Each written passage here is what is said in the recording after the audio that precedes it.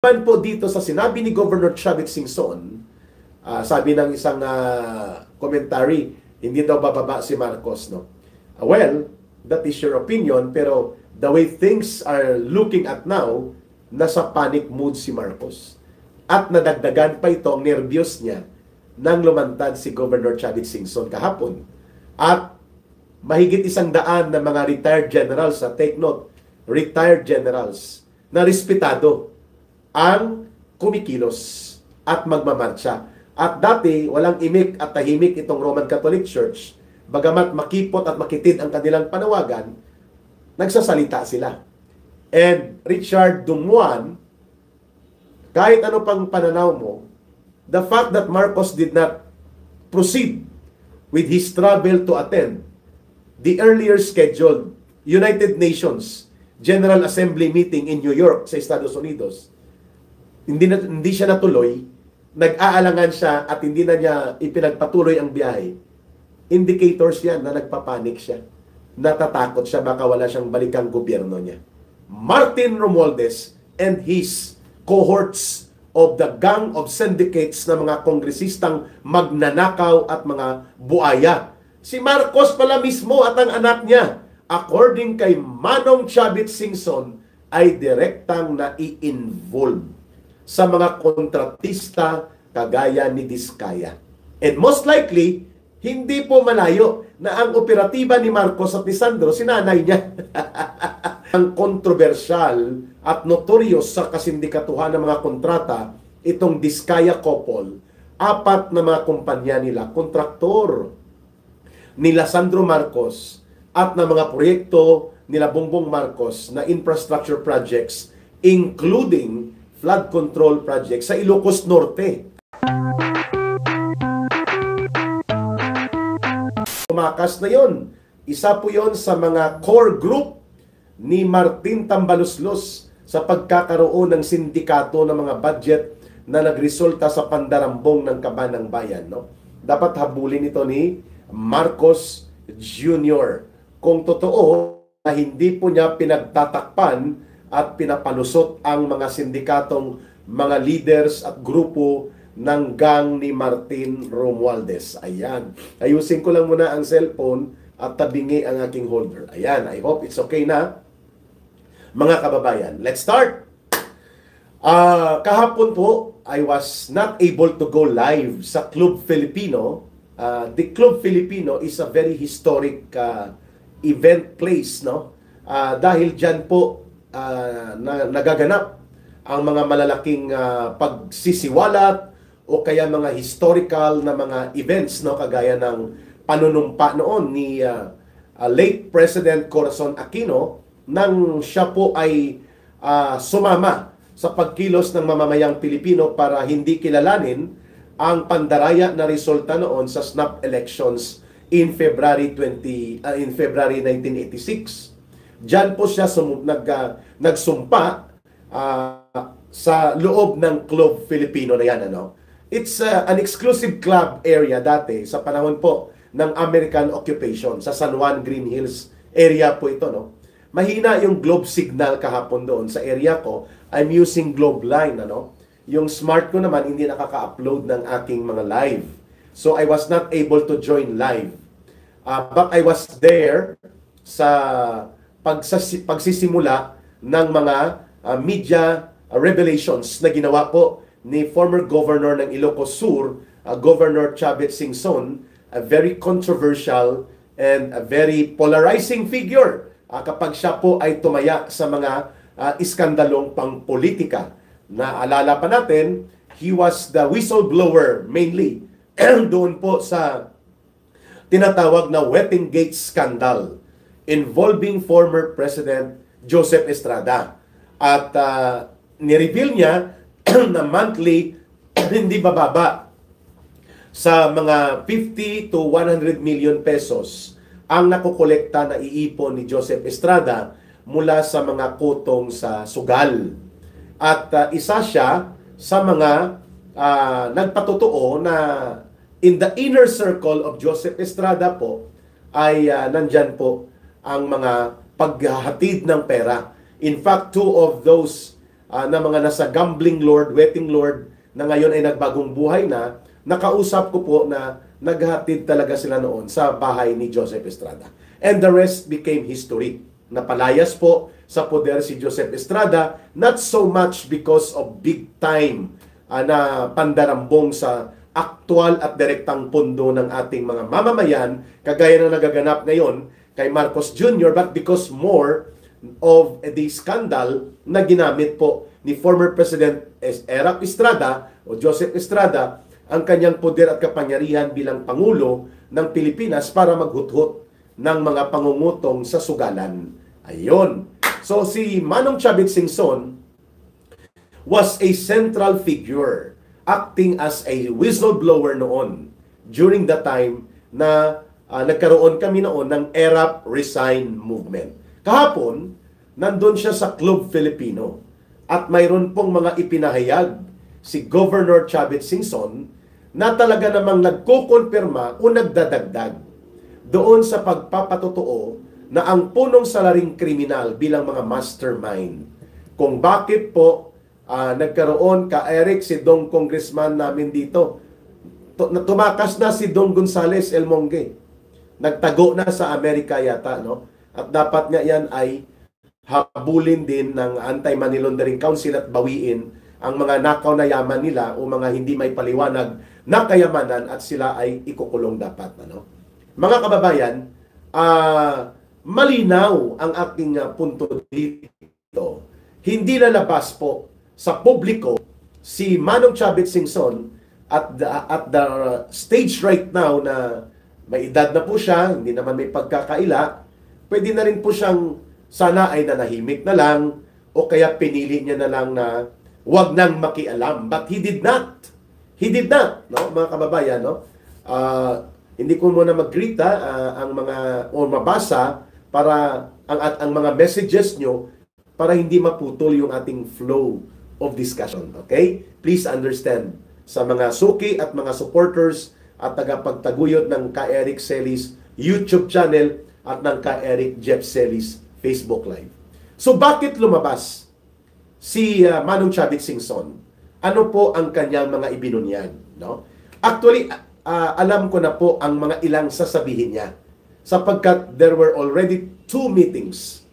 Hindi ko na po sasabihin sino mga kasama ko, pero naiimbitahan po ako ni Manong Chavit Singson at ang grupo ng Bangon Sambayanan para magpaliwanag siya kung bakit siya nagagalit sa nangyayaring kalagayang ito ng pagkukunwari at pagka-diskarte ni Marcos to play innocent, na hindi siya kunwari involved si Marcos Jr. dito sa malawakang paglaganap ng pandarambong pangungurakot sa pondo ng bayan. So alam ko na yung ibang sasabihin niya kasi nagmi-meeting nga po kami, no? Joy G. Subalit kahapon may iba pa siyang mga binanggit na hindi ko narinig sa kanya. And by the way, habang nandun si Manong Chavit Singson, dumating po kahapon bago magsimula ang media briefing ni Governor Chavit Singson, ang dating Chief of Staff ng Armed Forces of the Philippines at isa sa mga kinikilala at nirerespeto na mga retired generals na, no, at naging National Security Advisor ni Pangulong Duterte. Walang iba kundi si General Hermogenes Esperon. Naging Vice Chairperson po ito at nakatrabaho ko sa National Task Force to End Local Communist Armed Conflict. Nandun po siya, magkakasama kami sa isang mesa. Kasama niya po ang former Defense Secretary sa panahon ni Pangulong Duterte, si General Delfin Lorenzana. Ayan. So we were having a discussion kung saan patutungo ito. Ano ang magiging kahihinatnan nitong paglalantad na ngayon ni Governor Chavit Singson kasabay ng mangyayari na malawakang pagkilos ng mga mamamayan bukas po dito sa Pilipinas, September 21, na tumutuligsa at lumalaban sa malubhang panunumbalik at pag-iral ng pandarambong at korupsyon under the Marcos government. Ayan.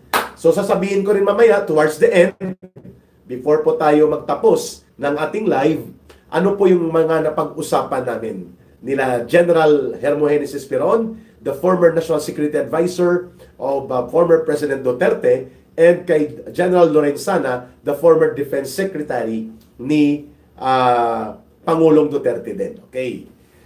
Una, sinabi ni Governor Chavit Singson na kung mayroong unang imbestigahan ang Kongreso, lalo na ang Senate Blue Ribbon Committee, at pati itong ICI o yung tinatawag na Independent Commission for the Infrastructure Review na kinabibilangan ni Baguio City Mayor Magalong, kung mayroong dapat tuntunin the trail of corruption, the trail of anomaly and cover-up, walang iba kundi ang Ilocos Norte. Ayun. Sapagkat according to Governor Chavit Singson, ang mga kontraktor na kumpanya na pagmamay-ari ng kontrobersyal at notorious sa kasindikatuhan ng mga kontrata, itong Diskaya Couple, 4 na mga kumpanya nila, kontraktor nila Sandro Marcos at na mga proyekto nila Bongbong Marcos na infrastructure projects, including flood control projects sa Ilocos Norte. Ayan. Eh bakit tahimik? Bakit nagmamaang-maangan at nagkukunwa-kunwari ang inosente si Congressman Sandro Marcos at ang tatay niya na si Bongbong Marcos Jr.? Why are they trying to appear as if they are not involved? But no less than Governor Chavit Singson ang nagkumpirma na hindi pwedeng maghugas kamay at maging parang Poncio Pilato si Marcos Jr. at ang kanyang anak na si Sandro Marcos, sapagkat ang mga notorious na mga contractors kagaya ng mga Diskaya ay nagkaroon din po ng questionable at maanomaliyang mga proyekto na ang kinokontrata nila, mga proyekto ni Sandro Marcos at nila Bongbong Marcos. Dinagdagan pa ni former Lawag City Mayor Michael Kion na pinsan po ito nila Bongbong Marcos at nila Amy Marcos, sapagkat ang nanay yata ni Michael Kion ay kapatid po ni Ferdinand Marcos Sr. Sabi po ni Mayor Michael Kion na dati sa Lawag City na nilabanan ng mga Marcos, nila Bongbong Marcos, sapagkat inilagay nila ang malaking kontratista nila na naging mayor ngayon ng Lawag City. Nagbanggit po ito si former Lawag City Mayor Michael Kion na pinsan nila Bongbong Marcos Jr., uncle ni Sandro Marcos, na ang pinakamalaking kontratista sa mga illegal at maanomaliyang mga kontrata dyan, walang iba si Sandro Marcos at si Bongbong Marcos Jr. As per public revelations ng taong bayan o sa taong bayan ni Governor Chavit Singson. Dito natin masusubukan ang simbahan Katolika, lalo na ang Roman Catholic Church at ang kanilang mga obispo at mga pare, at itong kulukoy na si Kiko D na pamangkin ni Chris Aquino at apo ni Cory Aquino sa kanilang sinasabi na hindi nila ipinapanawagan ang pag-resign ni Marcos Jr. Sapagkat ang papalit si Sara Duterte ayon sa saligang batas, no? O ito ngayon. Alam ito ni Aimee, yet wala siyang ginagawa. Agree. Graciela Flores, I agree to that, no? Alam niya rin ito. Kung alam na ni Manong Chavit Singson, si Aimee Marcos pa? Yes. So, dito natin makikita ang makipot, makitid, at may pansariling interes na agenda ng EDSA rally nila ng taong simbahan ng Romano Katoliko, nitong mga trillion march nila, because they are not sincerely and seriously addressing na ang mastermind pala at ang punong salarin sa paglaganap ng pandarambong na ito is not only Martin Romualdez and his cohorts of the gang of syndicates na mga kongresistang magnanakaw at mga buaya. Si Marcos pala mismo at ang anak niya, according kay Manong Chavit Singson, ay direktang nai-involve sa mga kontratista kagaya ni Diskaya. And most likely, hindi po malayo na ang operatiba ni Marcos at ni Sandro, sinanay niya. ang asawa ni Marcos, si Lisa Araneta. So ito ngayon ay challenge kina Mayor Magalong at dito sa mga may integridad pa naman sana at mayroong matinong record na mga nagbubuo o bumubuo dito sa Independent Commission for Infrastructure na binuo ni Marcos Jr. Ang challenge ngayon, simulan nyo sa lugar ni Marcos Jr. at ni Sandro Marcos, kung saan nandun pala ang mga anomalya at mga questionable na mga kontrata na ngayon ay naibubunyag dyan sa Senate Blue Ribbon Committee at natutumbok na rin mismo ng DPWH na sila ang isa sa pasimuno ng malalaking mga kontrata, itong grupo ng mga Diskaya. And they happen to be part ng tinatawag nating grupo ng mga sindikato na kontraktor na ngayon ay naibubunyag po ni Governor Chavit Singson na sila ay involved din sa pangungontrata sa proyekto ni Marcos. That's number one, revelation. So, hindi po tama at hindi tugma sa katotohanan ang gagawing rally ng mga Roman Catholic Church dyan sa EDSA People Power Monument, although kami nasa EDSA din, dito kami sa EDSA Junction, sa harap ng EDSA Shrine, i-occupy namin ang kalsada dyan, sa umaga pa lang ng September 21. Daluyong ng mamamayan. Pag-usapan natin mamaya. But, itong mga grupo ng komunista, CPP, NPA, NDF front organizations, Bayan, Bayan Muna, KMU, Gabriela, Anak Bayan, Kabataan Party, mga urban operatives po ito, ang mga namumuno dito na bahagi ng CPP, NPA, NDF. Ngayon, itong mga hilaw na komunista like Bayan Group, ni Larissa Hontivirus, itong ni Boy Ngiwi, si Sindanya, si Boy Ngiwi yung sa may nagbabastos kay Pangulong Duterte noon sa House of Representatives. Ang grupo ng Dilaw and Pink Zombies, nagsama-sama sa Roman Catholic Church Group, CBCP, mga pari at madre. Ang panawagan nila, basic lang daw, tuligsain ang panunumbalik at paglaganap ng malubhang korupsyon at pandarambong. Pero hindi nila ina-address ang pinakasentrong usapin ay ang pagiging mastermind, ang pagiging punong salaring kriminal ni Marcos Jr. at ng kanyang anak na involved din pala dito at ni Martin Romualdez. This is a criminal syndicate conspiracy type of operations. The way Manong Chavit, Governor Chavit Singson revealed it that way kahapon. Hindi lang siya passionate magsalita. Hindi lang kasi may edad na nga rin po, medyo hindi rin siya makabuelo, But ang kanyang revelations were very telling that indeed ang lahat ng ginagawa ngayon ni Marcos, sabi ni if you say, boy, magkano na kaya naipon ni Sandro Marcos? Naku, bilyon na siguro din. So young and yet so corrupt, mga kababayan. Subalit, pinagtatakpan ito ng mga kaalyado ni Marcos at ni Romualdez, kagaya ng Simbahan Katolika, kagaya ng mga komunistang urban operatives at mga party list groups nila, kagaya ng mga hilaw na komunista at mga dilawan group nila Hontiveros at nila Laila de Lima. Pinagtatakpan po nila ang katotohanan na ang pinakabuod at sentro ng korupsyon at pandarambong ay nagsisimula kay Marcos. At si Romualdez is a major conspirator player. Kasabwat, but Romualdez, Saldico, Don Gonzales, and the rest of the gang na mga ito ay mga tauhan lang dito sa conspiratorial game ng panunumbalik ng pangungurakot at pandarambong sa kabanang bayan. Talagang patent, tatak Marcos talaga, na hindi nila mapigilan ang kanilang sarili na magnakaw sa kabanang bayan kapag ang puder ay nasa kamay nila. Yan po ang daloy ng unang pahayag ni Governor Chavit Singson.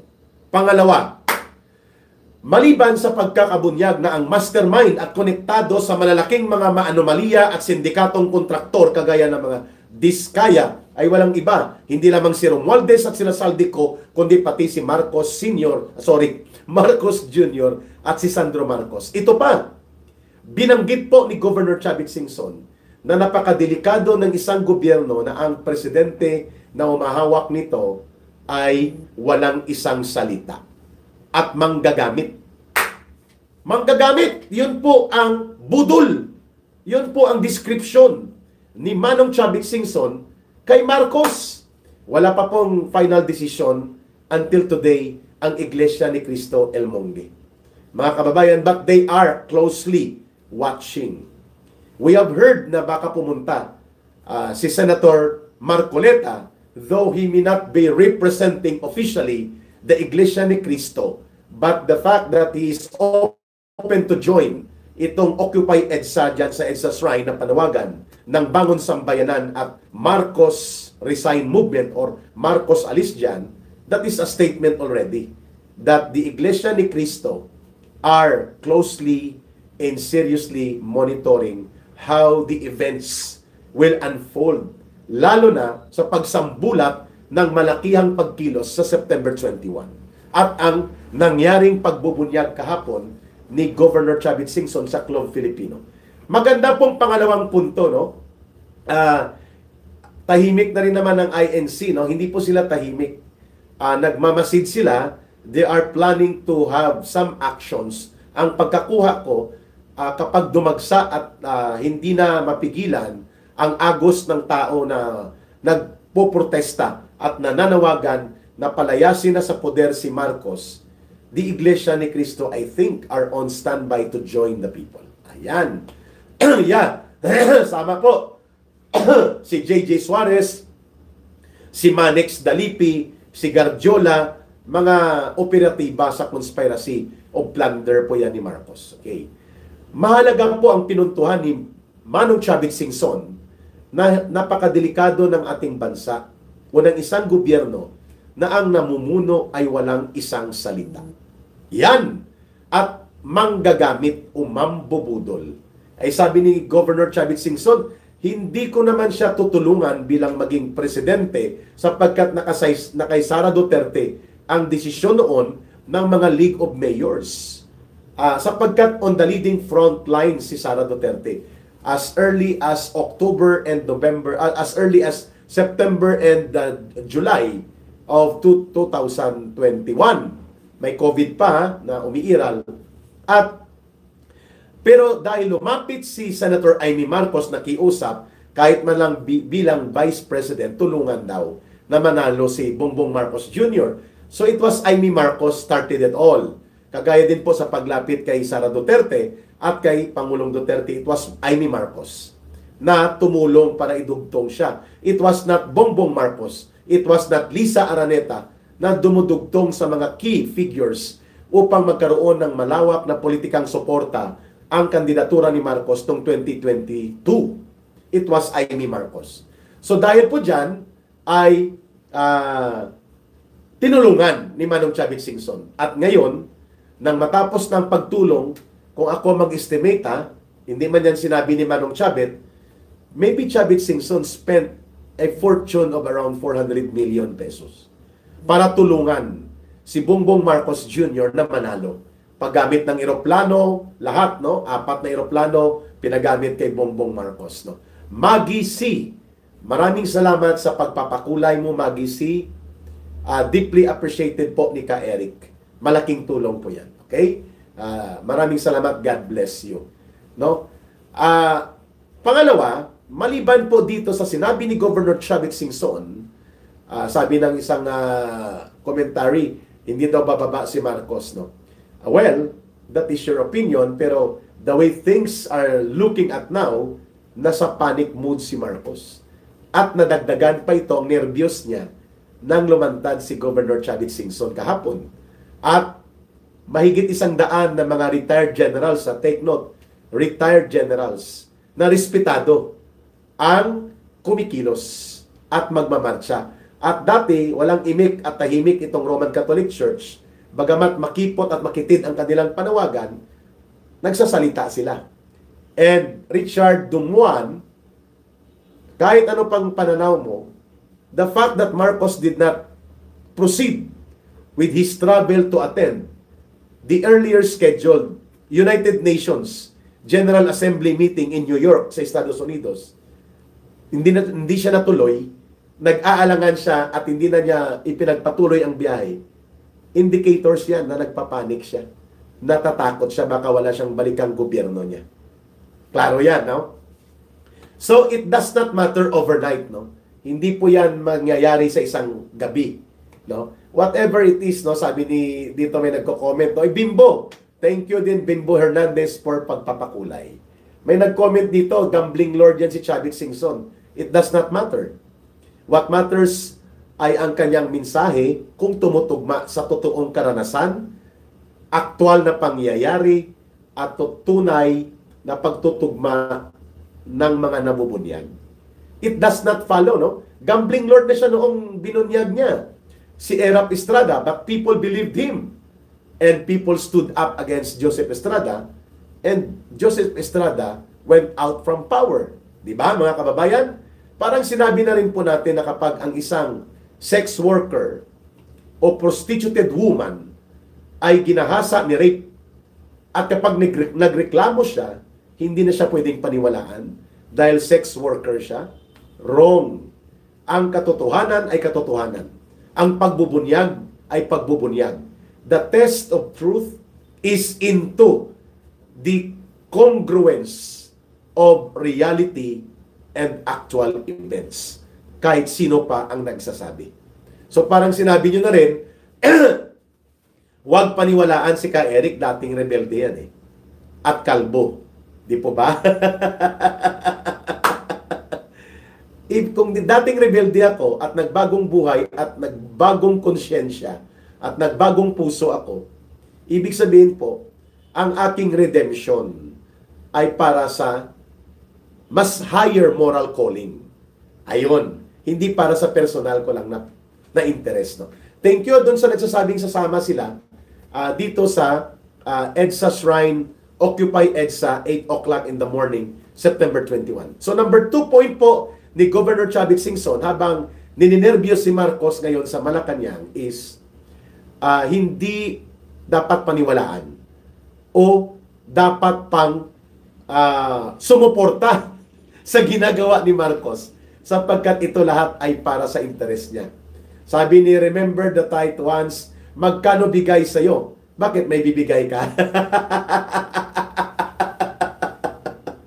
Ang pangalan niya, Remember the Tight Ones. No? Kolokoy din, ano? Ay, nako. Ito po ang mga tinatawag na mga taong walang ibang gawain kundi ang magpabayad ng kanilang kaluluwa.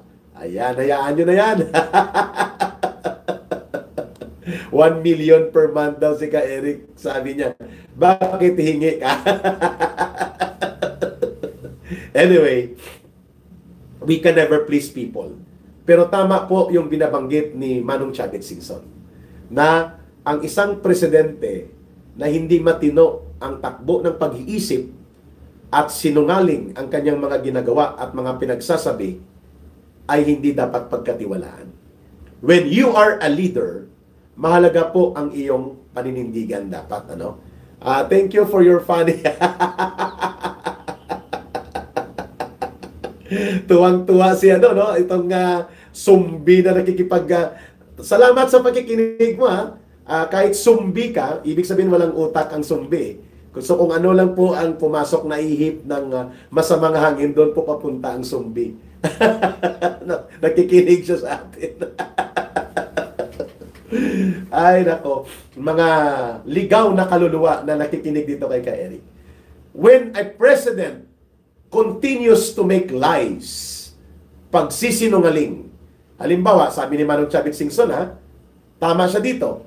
Ayaw ko, sabi ni Marcos Jr., na magkaroon ng impeachment laban kay Vice President Sara Duterte. Sapagkat she is just a storm in a teacup. Di dapat pansinin yan, maliit na bagay. Pero una pang pumirma ang kanyang kulukoy na anak na si Sandro Marcos nang inilarga na ang panunuhol at palusutin ang sindikato na impeachment complaint nila Martin Romualdez. Nagpa-press briefing pa si Marcos. Well, sabi niya yan ay constitutional duty ng mga congressman. Ugok! Siya po ang may gusto talagang tanggalin. Si Vice President Sara Duterte at si Marcos din po ang pasimuno kasama si Romualdez upang ipadukot, kidnapin si Pangulong Duterte, ipatapon at illegal na idetine kahit matanda na doon po sa The Hague, Netherlands, sa detention facility ng ICC. So, hindi niya inaamin ito. Sabi ni Governor Chavit Singson, si Marcos ang pinakapasimuno kung bakit lumarga ang panunuhol at paninindikato na ipalusot ang bulok na impeachment complaint na yon. Mabuti na lang ay yun ay binasura ng Korte Suprema at hindi pinatulan ng matino na mga senador. Hindi nakalusot, yun. So, ang nagsisinungaling ngayon, hindi lang ang mga diskaya, hindi lang si Romualdez at sila Saldico at mga alipores nila. Hindi lamang po ito ang mga pagsisinungaling na nakikita natin. The real situation of massive lies, deception, and manipulation that are being put up against the people. Si Marcos, kunwari, nag-i-inspect siya ng mga flood control, pailing-iling, paiyak-iyak, paluha-luha, pabuo-buo pa siya ng mga independent commission. But ito pala, mastermind siya, sabi ni Manong Chavit Singson. At dahil dyan, noong July 2024, at the speech niya sa State of the Nation Address, sa SONA, sa loob ng Kongreso, pinalakpakan at pinagbunyi ni Marcos ang more than 5,500 na mga flood controls. Sabi niya, we have completed and more are coming. 5,500 flood control projects. 3 araw lang binaha ang buong Metro Manila, paligid ng Cavite, Laguna, and then pati po sa area ng Bulacan at Pampanga at maraming bahagi pa ng Kamaynilaan. Ayun. Tahimik pa siya, 1 taon pa siya, pasimple.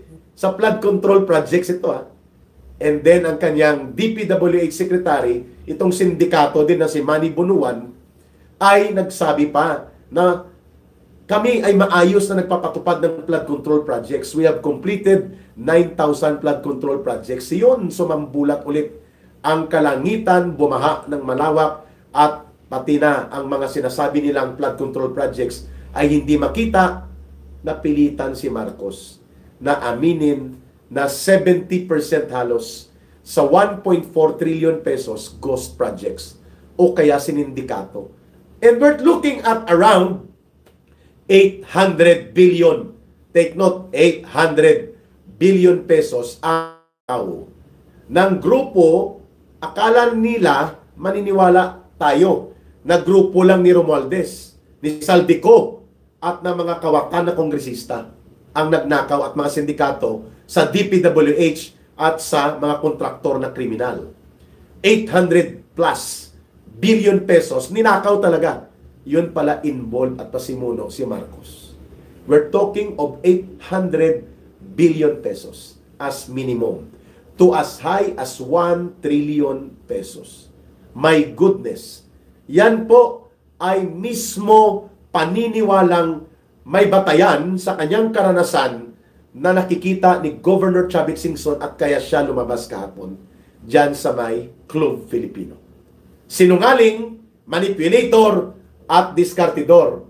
Yan ang pagkatao ni Marcos, mga kababayan. So yan po ang malinaw na ginagawa ni Marcos ngayon. Ang pagpapalusot at mga diskarte upang ang taong bayan ay lituhin at linlangin niya, mga kababayan. I know St. Gerard Company personally. Okay, so magtistigo ka, mga kababayan. So mga kababayan, ang pangatlong revelations, ito ang nakakatuwa. Sabi ni Governor Chavit Singson, inihahanda nila ni Marcos na mag-file ng mga kaso, iharas at ipitin hindi lamang si Governor Chavit Singson, kundi lahat ng mga personalidad na tumutuligsa at naninindigan laban kay Marcos. Kaya napilitan na rin po si Governor Chavit Singson na lumantad because actually, iniipit na po siya. Kaya kung mapapansin nyo, kung nakapanood kayo kahapon ng kanyang press briefing, may dalawang abogado na nakaupo sa gilid niya. Mga personal legal counsels po yun ni Governor Chavit Singson, sapagkat alam niya na kapag tapos ng kanyang press briefing ay sasampahan siya ng mga kaso nila Marcos para tumahimik. Yan po ang style ni Marcos Jr. at ng mga grupo niya. Iipitin ka sa kaso, iipitin ka sa mga negosyo. Kaya alam natin bumaliktad ang magkapatid na Villar. Si Mark Villar at si Camille Villar. They should be on the side sa linyada sana ng mga Duterte-aligned senators. Pero dahil may mga negosyo sila, like Prime Water, Villar Realty and Land, na may mga question sa Securities and Exchange Commission at sa National Water Board Regulatory Board, malinaw na iniipit ang negosyo nila. And they could only have two choices. Side with the people and go against Marcos, or side with Marcos and go silent. And then flow, go with the flow. Yan ang nangyayari ngayon sa mga politiko. Kaya ito sila lumipat. Like Tito Soto, si Itbulaga Senator Tito Soto, at pati po itong mga natitira pang mga kongresista. Kung hindi ka, sabi ni Manok Chavit Singson, kung hindi ka madadala sa kaso, iipitin pati ang mga lehitimong mga negosyo mo. Kaya tinanong kahapon si Governor Chavit Singson, hindi kaya nagagalit ka lang at ginagawa mo ito, ang pagbubunyag laban sa presidente kay Marcos Jr. dahil hindi na pagbigyan ang hiling mong magkaroon ng ang anak mo ng posisyon sa PCSO? Ang sagot ni Governor Chavit Singson, hindi yon ang hiningi ko. Sila ang nagsabi kung saan ako pwedeng maglagay ng tao. Isa lang ang hiningi ko, sabi ni Governor Chavit Singson. Direktor lang, hindi chairman, at yun ay apo niya, hindi niya anak. Pero hindi na pagbigyan po yon, hindi siya nagtampo, sabi niya doon. Maliit na bagay yon, kasi may mga negosyo naman kami, hindi kabuhayan yon, kundi ang kanyang apo ay gusto talagang maging bahagi, dahil ang tatay niya o nanay niya, I think, ay naging chairman ng PCSO dati. Ayan. So hindi na pagbigyan ito. Sabi niya, wala, maliit na bagay yon. Parang gustong sabihin ni Governor Chavit Singson, pwede ko namang swelduhan yun. It's not about that position, kundi yung isang salita na pinaasa, pinasakay, tapos hindi rin pala ginawa. Pangalawa, sabi niya, hindi kaya gusto mo lang mabigyan ka ng advantage dito sa mga negosyo mo dahil involved ka rin sa pangungontrata. Ang sagot ni Governor Chavit Singson, wala pa si Marcos, tatay ko pa nagpapatakbo, kontraktor na kami. At kami ay may negosyo na. Hindi namin yan kailangan na lumapit sa kanila. Parang gano'n ang tono ni Chavit Singson. No? So ang point niya, he is expecting the consequences ng kanyang paglalantad ay ang pag-ipit sa kanya. Kaya ang panawagan niya, sana ay kumilos ang mga kabataan. No? It was quite unique. Hindi ko in-expect na gagawin niya yun. Na dapat daw mag-absent ang mga kabataan sa schools. Dahil para hindi na ipakita na wala na silang tiwala sa gobyerno ni Marcos. Dahil ito'y manloloko, magnanakaw, kurakot, at walang isang salita at hindi matino ang gobyerno. Pero tinanong siya, paano mo gagawin yan? Kasi maapektuhan ang edukasyon ng mga kabataan. Well, sabi niya, that's my suggestion. Idea niya lang po yon to show yung symbolic action. Kaya, nang tinanong ko siya, kami matutuloy kami, Governor Chavit Singson. September 21, iba't ibang pagkilos sa buong bansa, may sa EDSA, People Power Monument, may sa EDSA Shrine area kami, mayroon din sa iba pang lugar, sa Luneta at iba pa. Sabi niya, I will respect lahat ng pagkilos na ito. Sapagkat patungo yan sa paniningil sa isang sinungaling at bulok na gobyerno. That's the word, sinungaling at bulok na gobyerno ni Marcos Jr. So mga kababayan, ako po ay nananawagan sa ating lahat. Bagamat makitid at makipot ang panawagan ng Simbahan Katolika na anti-corruption lang, anti-plunder lang, anti-pandarambong lang, walang politikong i-mention, hindi naman po pinipigilan ang taong bayan to have your own decision and to have your own call. And what is that? September 21, mag-ingay tayo as early as 8 o'clock sa buong Pilipinas, sa buong mundo. let it be the noise. Kahit mga 1 minute lang, kumuha po tayo ng mga pang-tultog. Mag-ingay tayo, and then sisimula natin ang pag-condemn social media, calling for Marcos to resign. Marcos resign, no? Ilagay nyo lang sa mga, if there are 78 million Facebook users, mga kababayan, kahit 1 milyong Pilipino lang ang maglagay sa September 21, Marcos Romualdez resign. Layas na kayo. That is already a form of protest. You don't need to go to EDSA kung malayo kayo or hindi kayo comfortable sa lansangan. Nananawagan si Ka Eric, no? Show it, share, promote. If there will be 1 million Filipino people na maglagay sa kanilang wall sa September 21 as early as 6 a.m., Marcos resign, Marcos Romualdez layas na. Redeem our country. Enough na po yun, no, mga kababayan. Sign of protest na po yun. And then, by 8 o'clock, mag-noise barrage tayo wherever we are.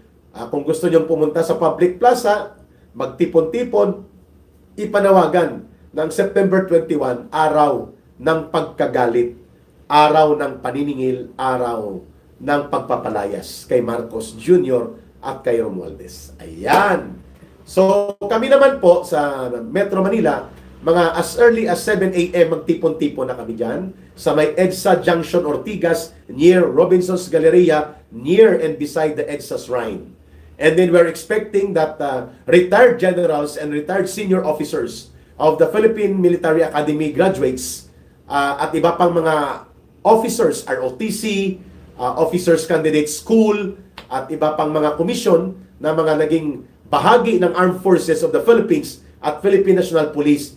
Ang nakuha kong impormasyon, magmamarch po sila mula sa Camp Aguinaldo, and then pwede kaming magsalubong. Ayan. We hope that we can coordinate this, mga kababayan. Please, take note, mag-ingat tayo sapagkat ang Luneta, ang main organizers po doon at entablado na nagko-control, CPP, NPA, NDF, front organizations. Ang dito naman sa People Power Monument, along EDSA din yan, near Aguinaldo, mga simbahan, hilaw na komunista at mga dilaw. But in the afternoon, magli-link up po sila. Kami mananatili lang dyan sa EDSA Junction Ortigas. Mapayapang mananawagan at bahagi ng ating panawagan, daluyong ng mamamayan, you can come, EDSA Shrine, Junction area, nandyan po kami. Sapagkat taong bayan po ang huhusga nito. Hindi simbahan, hindi politiko, hindi si Ka Eric. Mamamayan, when the people will call on Marcos to step down and resign and magtuloy-tuloy into a people power, mawawalan po ng anumang suporta si Marcos mula sa Armed Forces of the Philippines and the Philippine National Police, and the change of government will follow. Then paniningil at pagpaparusa at pagbawi sa mga ninakaw na kayamanan mula sa kaban ng bayan.